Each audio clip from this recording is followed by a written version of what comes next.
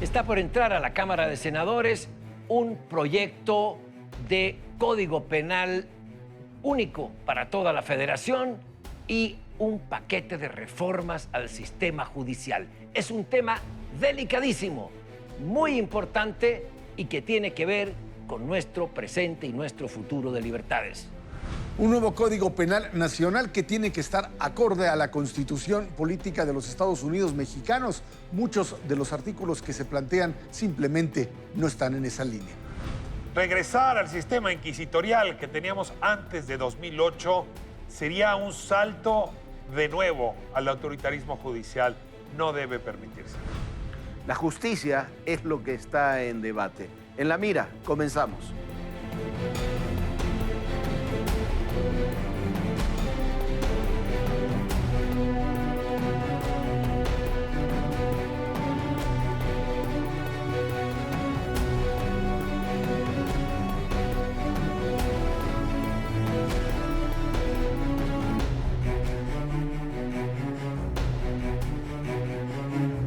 Pues ahora que inició el periodo de sesiones, el primer periodo de sesiones de este año, entra a discusión un paquete de reformas al sistema judicial importante y un nuevo Código Penal Federal único.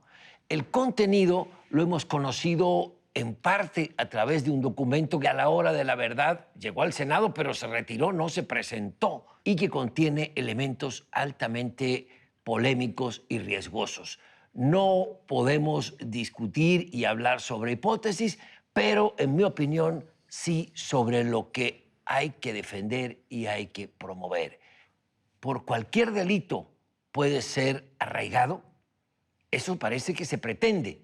Parece porque ahí está en un documento de 300 páginas con 14 reformas a la Constitución y que al final nadie dijo: este hijo es mío. Yo creo que ese documento ha sido desechado. La información que yo tengo, entero. Y lo que se va a trabajar, precisamente como tú decías, es sí se va a presentar un código penal único para toda la federación y lo que se va a presentar una reforma al sistema judicial, pero que no se está haciendo ya desde la Fiscalía General de la República, sino desde la Suprema Corte de Justicia, encabezado es un equipo de trabajo de Arturo Saldívar, que me parece que es algo mucho más sensato. Si se hubiera trabajado sobre aquel documento, sería una violación de garantías individuales de forma brutal, ¿no? Se trató de uno de los actos más extraños que hayan ocurrido en el Senado. Surrealista. Teníamos al fiscal general, Alejandro Gertz, dando un mensaje, justamente sustentando las reformas que venían. Detrás decía presentación de las reformas judiciales. A un lado estaba la secretaria de Gobernación y el responsable jurídico de la presidencia.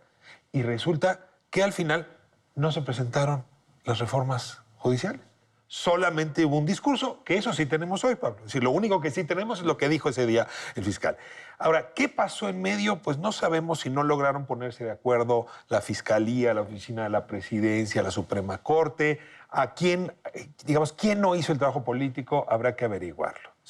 Hubo 3 funcionarios que estuvieron en desacuerdo, abiertamente en desacuerdo con aquel documento, y quizás hasta la filtración puede haber venido de esos ámbitos: Gobernación, la Oficina Jurídica y la Secretaría de Seguridad. Antes de dar la palabra a Ezra, son 6,000 páginas, porque son 14 iniciativas. Entonces yo lo que me pregunto es, ¿quién andaba de ocioso redactando 6,000 páginas para un documento que no se iba a presentar? No, por favor. Ahora, yo creo que el documento fue, al filtrarlo, se lo reventó. Claro. Esa es la verdad. Ahora, lo que queda claro aquí es que la forma en la que se había presentado o lo que tenía ahí era básicamente, Jorge lo decía, el retorno básicamente a lo que era un modelo anterior.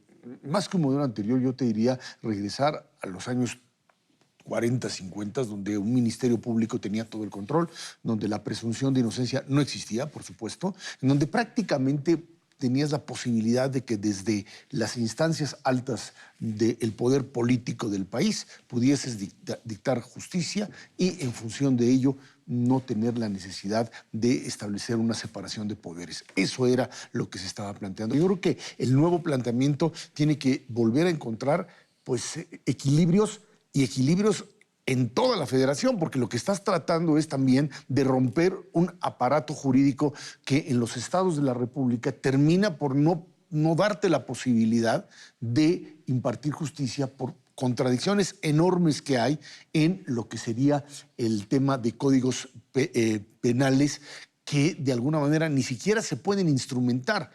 Y otra variable que creo que es importante, el tema de la constitucionalidad de la del propio código, en donde parecería que pues también no hay el cuidado debido para que las reformas estén en línea con ello y se pueda ir a una gran cantidad de controversias constitucionales. Yo creo que hay que tener cuidado porque hay fuerzas, corrientes dentro del gobierno que están por esto, por conculcar garantías individuales. Es decir, ahí hay gente que piensa, y si la señora Sánchez Cordero no estaba enterada o estaba en contra, ¿a qué fue a la presentación? Me pregunto. Ahí hay una contradicción. La secretaria de Gobernación, sin saber o en contra de un proyecto tan grande de reformas y tan nugatorias de los derechos individuales, un retroceso no al siglo pasado, al antepasado. En la época de Porfirio Díaz se presentó lo que tú decías y existía el juez que acusa, investiga, evalúa, juzga y da sentencia sobre lo que él hace, es decir, un disparate enorme, pero de graves consecuencias. Hay en el gobierno sectores que están por espiarte y por mandarte a una prisión domiciliaria o alguna casa de arraigo por presunción de delitos fiscales. Es decir, cuidado, podemos estar un poco más tranquilos que hace un par de semanas, pero ojo, hay fuerzas en el gobierno que sí lo quieren y hay que estar alertas sin lugar a dudas. Sí, porque aunque no sean las 14 reformas constitucionales, el código, cuando hablamos de un código penal único, buena parte de esos temas van a estar en el código penal único. Pero ahí vuelves otra vez al tema de la constitucionalidad penal. y creo que es importante porque no puedes violar en el código penal, no puedes violar a menos que consigan una mayoría constitucional, o sea, para generar una reforma constitucional que les daría la posibilidad de hacer cualquier cosa. No, pero a ver, cuidado.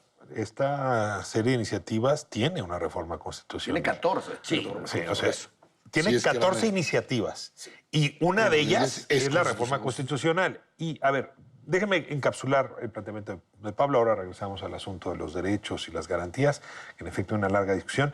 Pero hay algo antes que a mí sí me alertó con mucha preocupación.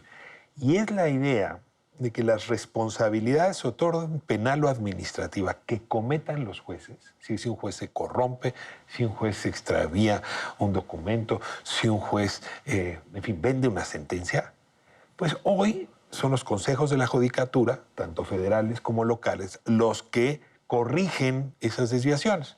Desde luego que no han funcionado, particularmente en el ámbito local, no han funcionado. Pero la propuesta de que sea el Senado el que cree un tribunal, nombre a los magistrados y controle el trabajo de los magistrados que van a vigilar a los jueces, estamos hablando con el fin... Aniquilas el poder judicial. Con el fin de la separación de poderes, que es piedra nodal de la Constitución. Y esa estaba planteada en estas supuestas reformas como reforma constitucional. Es tan alarmante como el tema del arraigo y otros asuntos planteados. A ver, hay una serie de aberraciones en esas 300, 400 páginas, que te encuentras una por página. Yo creo que eso no va a pasar. No creo que sea viable que pase. No creo que lo acepte el Senado, no creo que lo haya sectores de Morena, no creo que haya acuerdo en el gabinete para que pase. Ahora, muchas de esas propuestas, hay que decirlo, son propuestas que Alejandro Gertz tenía, no de ahora, las tenía durante el gobierno de Vicente Fox y tampoco pasaron.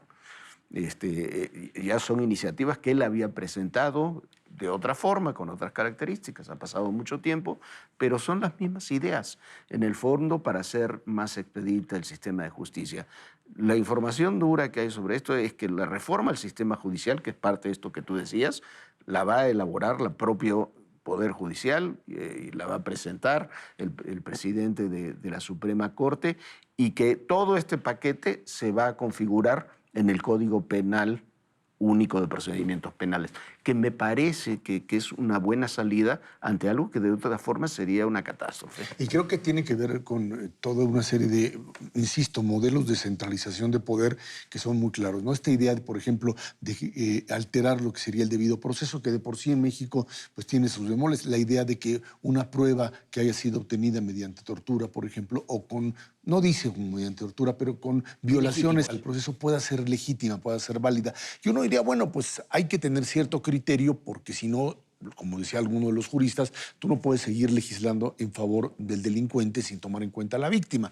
Pero esto es un criterio del juez. Si tú de principio te pones del lado de aquel que de una forma tiene que impartir la justicia o tiene que llevar a cabo detenciones y no le pones ningún tipo de límite, lo que estás haciendo es convertir directamente al propio Ministerio Público en un delincuente más. Me pregunto, perdón. Yo nada más creo que sí vale la pena una discusión a fondo sobre el Código Penal único, porque se está planteando como una gran solución y va a ser un gran problema. Lo voy a poner con un ejemplo. Ciudad de México no es delito la interrupción voluntaria del embarazo.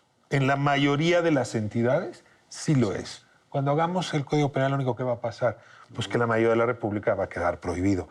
A ver, hay culturas penales en las regiones que se han garantizado a través de los códigos diversificados. ¿Qué vamos a hacer? ¿Unificar el plano como si todo el país tuviera la misma cultura frente a todos los temas? Debemos tener mucho cuidado en que por la incapacidad o por una impotencia de enfrentar a la delincuencia en el país, vayamos a tener un retroceso en parte a las épocas dictatoriales de Porfirio Díaz o del siglo pasado, de comienzos del siglo pasado.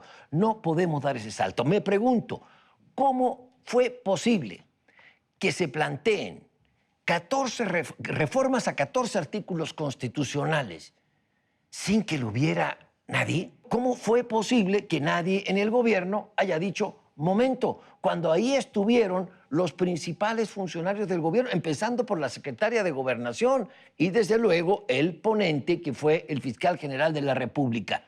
Monreal lo dijo al día siguiente o ese mismo día, en la noche, no pueden traer esto, es una locura lo que están presentando, me parece muy bien.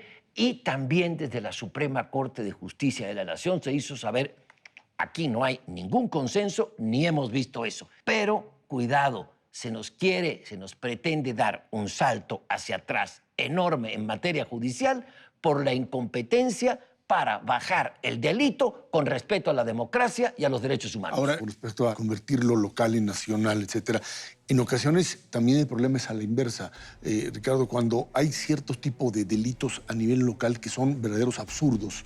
La pena por abigeato versus el asesinato, ¿no? Exactamente. Todo lo que te códigos penales que te el homicidio a mujeres, aborto. el homicidio a mujeres estaba castigado por 3 años. Señores, se nos fue el tiempo. Se nos acabó y esto fue En la Mira. Muchas gracias.